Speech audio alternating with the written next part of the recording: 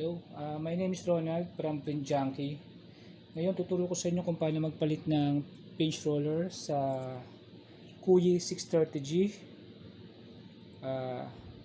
Ito ang purpose nito, siya yung nag-hold ng vinyl para hindi gumalaw yung habang nagkakat.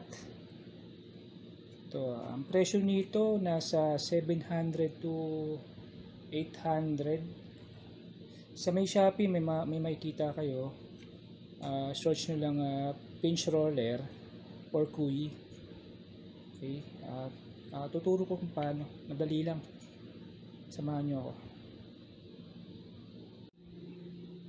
Sa likod ng platter, merong makikita kayong tornilyo dito. Tatanggalin nyo lang to. Kailangan nyo yung screwdriver. Unscrew nyo lang isang praso lang to, then tanggalin nyo yung sirang roller. Ihilaan nyo lang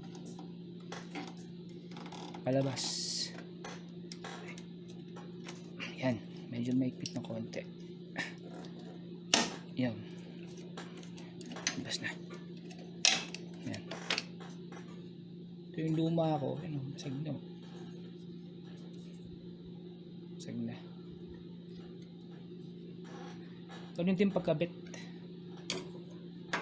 Bali ito, ipapasok nyo lang sa ilalim.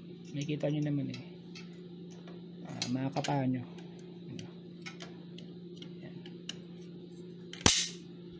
Okay.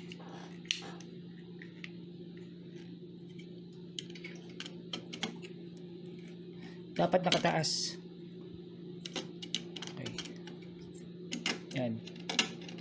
Saka nyo slide. Yan.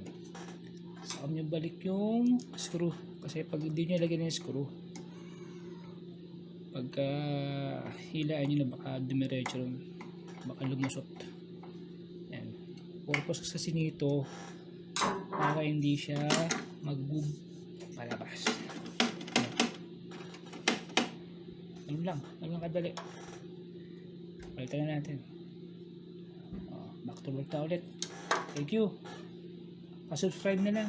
Salamat.